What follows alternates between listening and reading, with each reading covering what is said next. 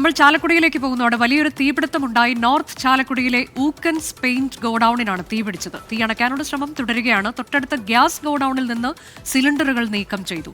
സൂരജ് സജീവ് വിവരങ്ങളുമായി. സൂരജ്, ആ സംഭവ സ്ഥലത്തെത്തിയിട്ടുണ്ട്. ഇപ്പോൾ അവിടെ കാണാൻ കഴിയുന്ന കാഴ്ച എന്താണ്? തീ കുറച്ചെങ്കിലും നിയന്ത്രണ വിധേയമാക്കാൻ കഴിഞ്ഞോ? കൂടുതൽ ഫയർഫോഴ്സ് യൂണിറ്റുകൾ എത്തിയോ? തൊട്ടടുത്തൊരു ഗ്യാസ് ഗോഡൌൺ ഉണ്ട് എന്നുള്ളത് ആശങ്കയാണ്. സിലിണ്ടറുകൾ നീക്കം ചെയ്യുകയാണോ ഇപ്പോൾ? അനുജ, ഈ ഗ്യാസ് ഗോഡൌണിൽ നിന്നുള്ള സിലിണ്ടറുകൾ അടക്കം നീക്കം ചെയ്തിട്ടുണ്ട്. ഇപ്പോൾ ഈ തീ ഏകദേശം നിയന്ത്രണ വിധേയമായിട്ടുണ്ട് എന്നുള്ളതാണ് ഫയർഫോഴ്സ് അധികൃതർ തന്നെ അറിയിക്കുന്നത്. പക്ഷെ പൂർണ്ണമായും തീ അണയ്ക്കാൻ സാധിച്ചിട്ടില്ല. ഇപ്പോഴും ഈ പെയിന്റ് ആയതുകൊണ്ട് തന്നെ അത് നീറിപ്പുകയുന്ന ഒരു സാഹചര്യമുണ്ട്. സമീപ പ്രദേശങ്ങളിൽ നിന്നടക്കം നിരവധി യൂണിറ്റുകൾ എത്തിച്ചുകൊണ്ട് ഈ തീ അണയ്ക്കാനുള്ള ശ്രമമാണ് നടത്തുന്നത്. ആ ദൃശ്യങ്ങളിൽ നമുക്ക് കാണാം. അതിനകത്തേക്ക് ആദ്യഘട്ടത്തിൽ ഈ ഗോഡൌണിനെ നമ്മൾ ആദ്യം പുറത്തുവിട്ട ദൃശ്യങ്ങളിൽ ഈ ഗോഡൌണിനകത്തേക്ക് ഫയർഫോഴ്സിന് കയറാൻ സാധിച്ചിരുന്നില്ല. ഇപ്പോൾ ഈ ഗോഡൌണിനകത്തേക്ക് കയറി ഈ തീ അണയ്ക്കാനുള്ള ശ്രമമാണ് നടത്തിക്കൊണ്ടിരിക്കുന്നത്. തുടർച്ചയായി ഈ വെള്ളം പമ്പ് ചെയ്യുന്നുണ്ട്. പെയിന്റ് ആണ്, അതുകൊണ്ട് തന്നെ ഈ പെയിന്റ് ഉൽപ്പന്നങ്ങൾക്ക് ഈ തീ പിടിച്ചു കഴിഞ്ഞാൽ വലിയ രീതിയിൽ ആളിക്കത്തുന്ന ഒരു സാഹചര്യമുണ്ട്. തീ കെടുത്തുന്നതിനും പ്രയാസമാകും.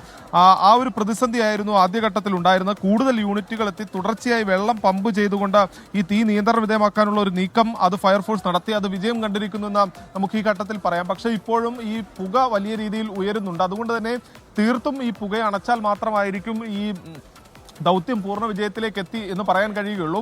ഈ പെയിന്റും ടിന്നറും എല്ലാം ആയതുകൊണ്ട് തന്നെ വീണ്ടും പുക ഉയരുകയാണെങ്കിൽ അതിന് തീ പിടിക്കുന്നതിനുള്ള ഒരു സാധ്യതയെല്ലാം ഉണ്ട്. അതുകൊണ്ട് തന്നെ ആ സാധ്യതകളെല്ലാം പൂർണ്ണമായും ഒഴിവാക്കുന്നതിനുള്ള ഒരു നീക്കമാണ് ഫയർഫോഴ്സ് നടത്തുന്നത്. ഈ സമീപത്തുണ്ടായിരുന്ന ഈ കടകളിലുണ്ടായിരുന്ന ജീവനക്കാരെ അടക്കം ഒഴിപ്പിച്ചു. അതോടൊപ്പം തന്നെ സമീപത്തുണ്ടായിരുന്ന ഗ്യാസ് ഗോഡൌണുകളിലെ സിലിണ്ടർ അടക്കം നീക്കം ചെയ്തു. അങ്ങനെ വേണ്ട മുന്നൊരുക്കങ്ങൾ നടത്തി ഈ സമീപ പ്രദേശങ്ങളിലേക്ക് അടക്കം തീ പടരാതിരിക്കുന്നതിന് വേണ്ടിയുള്ള ഒരു മുന്നൊരുക്കം നടത്തിയുള്ള ഒരു രക്ഷാദൗത്യത്തിലേക്കാണ് ഫയർഫോഴ്സ് കടന്നത്. ഇപ്പോൾ മാളയിൽ നിന്നും അതോടൊപ്പം തന്നെ ഇരിങ്ങാലക്കുടയിൽ നിന്നും അങ്കമാലിയിൽ നിന്നടക്കം യൂണിറ്റുകൾ എത്തിച്ചുള്ള രക്ഷാപ്രവർത്തനമാണ് നടക്കുന്നത്. ഈ കെട്ടിടത്തിനകത്തേക്ക് ഈ ഫയർഫോഴ്സ് അധികൃതർക്ക് ആദ്യഘട്ടത്തിൽ കയറാൻ സാധിച്ചിരുന്നില്ല. ഈ ഗോഡൌൺ ഇരിക്കുന്ന ഒരു ഇത്തിരി ഉള്ളിലേക്ക് കയറിയാണ്. അതാ ഇപ്പോൾ വീണ്ടും കാണുന്നത് തീ വീണ്ടും ആളിക്കത്തുന്നു ഒരു മേഖലയിൽ എന്നുള്ളതാണ്. തീ ആദ്യം അടച്ച പ്രദേശമാണ്. അവിടെ വീണ്ടും ഈ പുക ഉയർന്ന് പിന്നീട് വീണ്ടും ഇപ്പോൾ അവിടെ ഒരു ചെറിയ രീതിയിൽ തീ പടർന്നു പിടിക്കുന്നുണ്ട്. അതുകൊണ്ട് തന്നെ കൂടുതൽ വെള്ളം ആ മേഖലയിലേക്ക്, ആ ഗോഡൌണിന്റെ ഒരു സൈഡ് അരികുഭാഗമാണ്, അവിടേക്ക് കൂടുതൽ വെള്ളം പമ്പ് ചെയ്യുന്നുണ്ട്. അതായത് ഇതിനടിയിൽ ഈ പെയിന്റ് കിടക്കുന്നുണ്ട്. സ്വാഭാവികമായി പുക ഉയർന്നു കഴിഞ്ഞാൽ ഈ പുക നീറിപ്പുകഞ്ഞ് നിൽക്കുകയാണെങ്കിൽ ഈ തീ വീണ്ടും പടരുന്നതിനുള്ള ഒരു സാധ്യതയാണുള്ളത്. അത് ഒഴിവാക്കുന്നതിന് വേണ്ടി വലിയ പരിശ്രമം അത് ഫയർഫോഴ്സ് അധികൃതർ നടത്തുന്നു. പ്രത്യേകിച്ച് ഈ പെയിന്റിന്റെ പാട്ടയുണ്ട്, ടിന്നറുണ്ട്, എല്ലാം ഉണ്ട്.